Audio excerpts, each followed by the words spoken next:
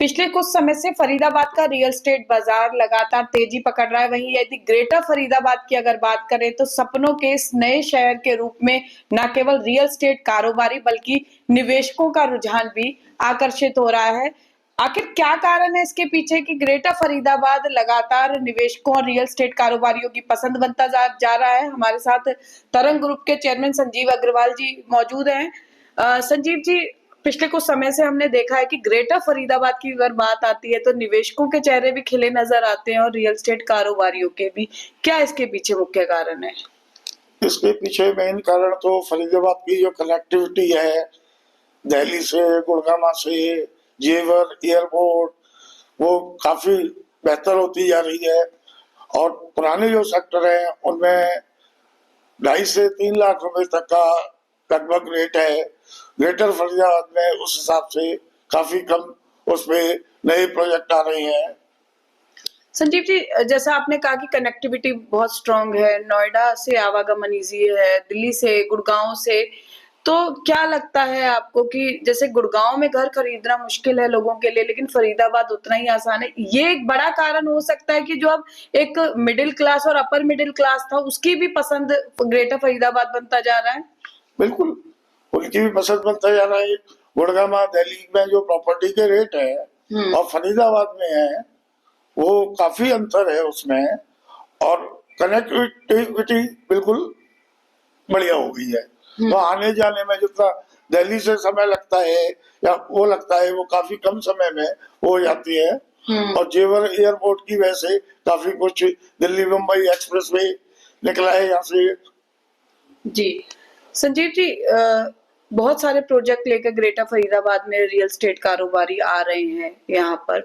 तो जो existing sector है वहां तो काम चल ही रहा है, लेकिन जो नए सेक्टर है वहां पर अभी उतनी कनेक्टिविटी और इंफ्रास्ट्रक्चर स्ट्रांग नहीं है, लेकिन उसके बावजूद भी वहां निवेशक भी पहुंच रहा है और नए प्रोजेक्ट भी कारोबारी लेकर आ रहे हैं। तो उसके पीछे क्या कारण मानते हैं आप?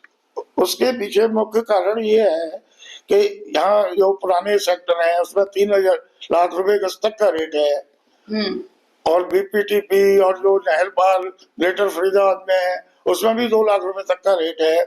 और जो नए उसमें 2041 या 2031 के मास्टर प्लान में जो बिल्डर प्रोजेक्ट लेके आ रही है उसमें 60 से 70 हजार रुपए का रेट है। तो लोगों का ये है कि 4-5 साल में वहां पे की भी कनेक्टिविटी, रोड डेवलप हो जाएंगी, मास्टर रोड एक्वायर हो जाएंगी। जब तक वो धीरे धीरे इंस्टॉलमेंटों में उस प्रॉपर्टी को अपना बना सकती है। तरंग ग्रुप रियल एस्टेट के क्षेत्र में काफी पुराना है और पलवल में भी आपने जैसे काम किया है काफी। फरीदाबाद में भी कोई ऐसा प्रोजेक्ट आ रहा है तरंग ग्रुप का? फरीदाबाद में पहले भी हमने काफी प्रोजेक्ट डिलीवर किए हुए हैं। पलवल में भी हमने 3-4 दीनदयाल, 2-3 ग्रुप हाउसिंग, कॉमर्शियल, काफी प्रोजेक्ट हमारे पलवल में चल रही है। कुछ डिलीवर भी कर दिए हैं। बाकी प्लानिंग में फरीदाबाद में भी 2-3 प्रोजेक्ट अपकमिंग प्रोजेक्ट कमिंग लाने की प्लानिंग चल रही है। संजीव जी, रियल एस्टेट कारोबारी के तौर पर आप फरीदाबाद का रियल एस्टेट का भविष्य, रियल एस्टेट बाजार का भविष्य कैसे देखते हैं? क्या ये तेजी आने वाले सालों में भी बरकरार रहने की उम्मीद है? बिल्कुल उम्मीद है। 5 साल तक बिल्कुल तेजी आनी चाहिए, क्योंकि गुड़गांव, नोएडा, दिल्ली सब कुछ पैक हो चुके हैं। अब जो स्कोप है फरीदाबाद और पलवल में ही है, तो इसलिए तेजी आने की काफी उम्मीद है।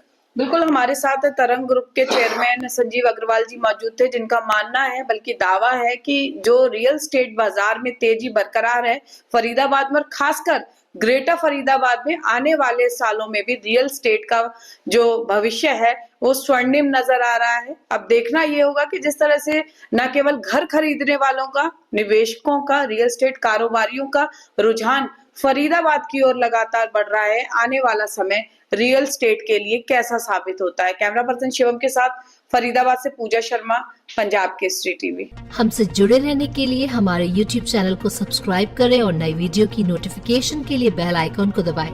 अगर आप ये वीडियो Facebook पर देख रहे हैं तो लाइक जरूर करें और ज्यादा से ज्यादा शेयर करें। धन्यवाद।